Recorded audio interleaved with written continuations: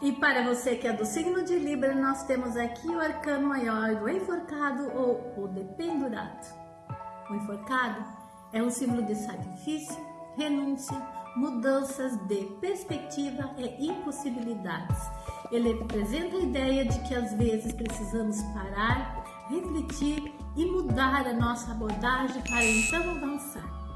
Se o enforcado apareceu em sua leitura, signo de Libra, pode sinalizar que é hora de fazer uma pausa, reavaliar as suas prioridades e encontrar um novo ponto de vista.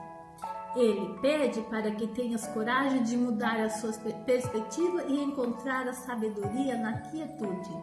O enforcado também representa a ideia de que parece ser uma limitação ou um obstáculo, pode ser, na verdade, uma oportunidade para crescer e aprender. Namastê.